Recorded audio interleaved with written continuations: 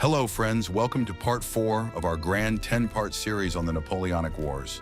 In the previous episode, we saw how Napoleon crushed Prussia in a matter of weeks, survived the bloodbath of Eylau, brilliantly defeated the Russians at Friedland, and forced Tsar Alexander I to sit down with him at Tilsit. After 1807, it seemed there was no power left in Europe capable of stopping the French Empire. Napoleon controlled nearly the entire continent. His brothers sat on the thrones of Holland, Naples, and Westphalia. Austria had been humiliated. Prussia shattered. Russia had become a temporary ally. Only one enemy remained, Great Britain. But at the very moment of his greatest triumph, Napoleon made a series of decisions that historians would later call the beginning of the end of his empire. Today we will examine in detail how Spain turned into a deadly trap for France, why the Peninsular War became Napoleon's Spanish ulcer, how Austria attempted revenge during the War of the Fifth Coalition, and how the Emperor experienced his first true battlefield shock at Aspern-Essling. As always, fully chronological, with strategy, politics, numbers, maneuvers, in every crucial decision. Subscribe, leave a like, and join us for the remaining 6 parts as we slowly move toward the invasion of Russia. And now, the year is 1808. After the Treaty of Tilsit, Napoleon became convinced that Britain could not be defeated at sea, but it could be strangled economically. Thus emerged the Continental System, a vast blockade designed to shut British goods out of Europe. On paper, the idea looked brilliant. If Britain could no longer sell manufactured goods on the continent, its economy would collapse. But there was one enormous problem. Europe itself depended heavily on British trade. Smuggling flourished everywhere. Merchants, nobles, and even allied governments secretly continued doing business with London. The greatest obstacle was Portugal, Britain's oldest ally, linked to England since the 14th century. Lisbon absolutely refused to close its ports to British ships. Napoleon decided to use force. In October 1807, France and Spain signed the secret Treaty of Fontainebleau.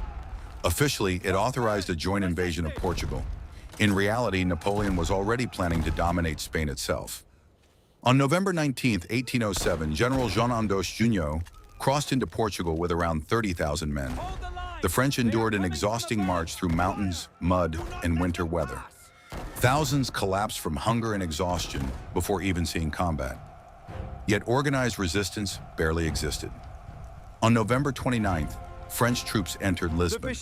Only hours earlier, Prince Regent João, the Portuguese royal family, much of the fleet, and even the royal treasury had escaped to Brazil under British naval protection. In one of the most extraordinary moments in European history, the capital of the Portuguese Empire effectively moved across the Atlantic to Rio de Janeiro. But Portugal was only the prologue. Spain, through which French troops were marching, was officially Napoleon's ally. Yet internally, the kingdom was collapsing into chaos.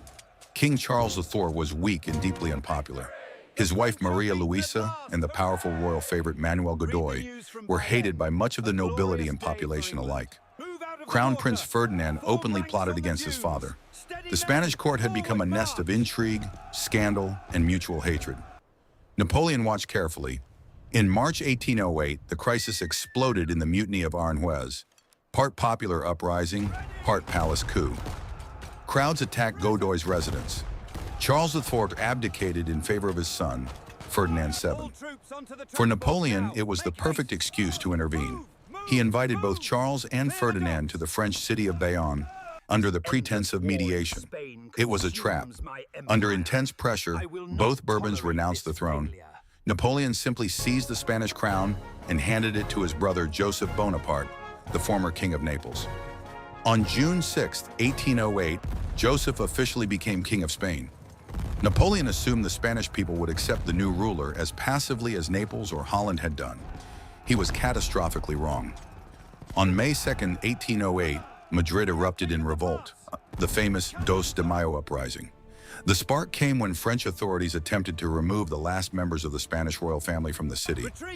Crowds attacked French patrols. Chaotic street fighting spread through Madrid.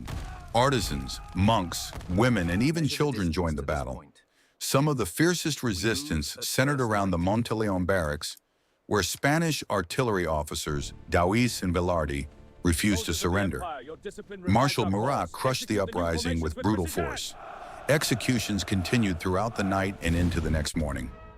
These scenes would later be immortalized by the painter Francisco Goya in his famous works The 2nd of May and The 3rd of May 1808. But instead of terrorizing Spain into submission, the French ignited a national uprising. Within weeks, much of the country was in open rebellion. Provinces formed local juntas, regional governments of resistance.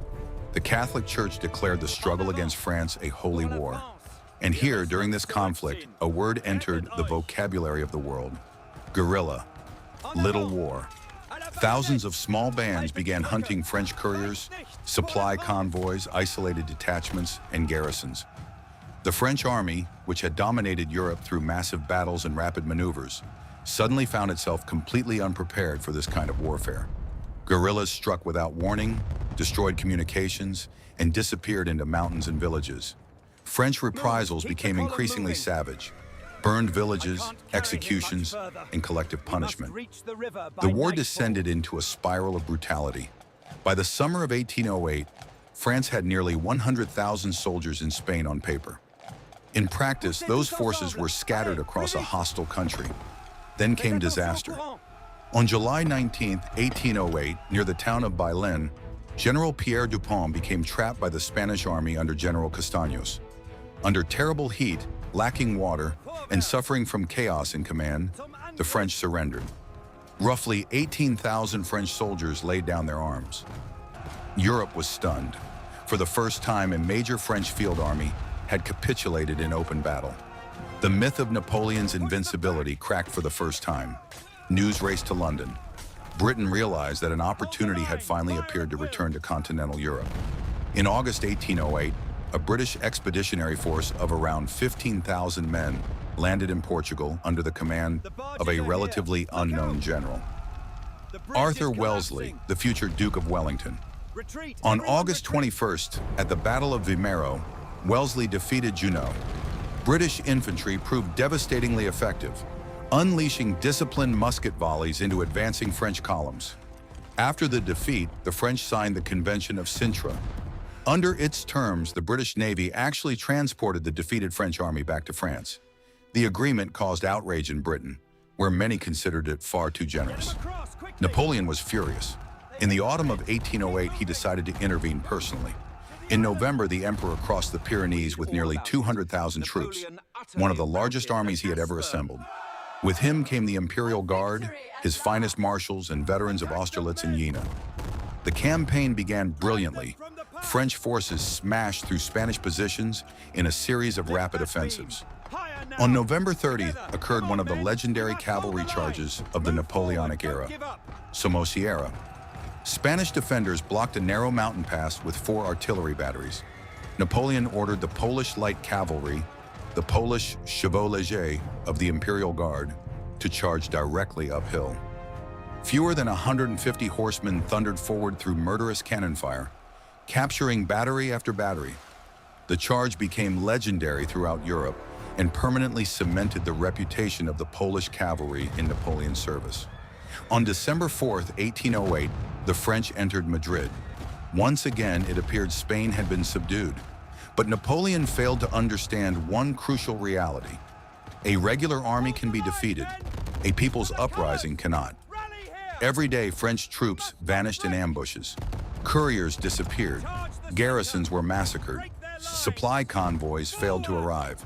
Marshals repeatedly complained that they controlled only the ground immediately surrounding roads and cities. One French officer wrote, "Every bush here fires bullets." Spain became the place where the French army slowly began to bleed itself dry, morally, physically, and politically. And here another dangerous enemy emerged: Wellington. Unlike many continental commanders, he refused reckless battles. He relied on terrain, fortifications, logistics, and the discipline of British infantry. He understood that time itself was on Britain's side. The Peninsular War would continue draining French resources for years. But meanwhile, another storm was gathering in Central Europe. Austria wanted revenge. After Austerlitz, the Austrian Empire had undertaken major military reforms. Archduke Charles reorganized the army, improved artillery, modernized core structures, and attempted to create a more mobile fighting force. Vienna watched events in Spain carefully and concluded, now or never. On April 9, 1809, Austria declared war on France. The War of the Fifth Coalition had begun. The Austrian Empire mobilized roughly 300,000 troops across several fronts. The main offensive struck Bavaria, one of Napoleon's key German allies. The first days of the campaign were dangerous for the French. Due to poor communication, several corps were dangerously scattered. But Napoleon reacted with astonishing speed. Leaving Spain behind, he raced across Europe and arrived in Germany in record time. Once again, his genius for operational warfare appeared in full force. Between April 20th and 23, 1809, a rapid series of battles unfolded. Abensberg, Landshut, and Eckmühl. Napoleon split the Austrian armies apart and defeated them separately. Marshal Davout played an especially critical role, proving once again why he was considered one of the finest commanders in Europe. The Austrians retreated toward Vienna. On May 13, the French entered the Austrian capital for the second time, yet the decisive battle still lay ahead. Napoleon intended to cross the Danube and destroy Archduke Charles once and for all. To make the crossing, the French used Lobau Island as a staging point. Engineers hurriedly built pontoon bridges across the wide and dangerous river. On May 21st, around 80,000 French troops crossed to the northern bank. Archduke Charles had been waiting for precisely this moment. The next day, the Austrians attacked. The Battle of Aspern-Essling began. French troops desperately defended the villages of Aspern and Essling in savage house-to-house fighting. Austrian artillery hammered the French relentlessly. Then came catastrophe. The Austrians sent burning barges, boats, and massive logs drifting down the Danube. The pontoon bridges shattered. The French army was suddenly cut off from reinforcements. For perhaps the first time in his career, Napoleon found himself in a situation where he no longer controlled the battlefield.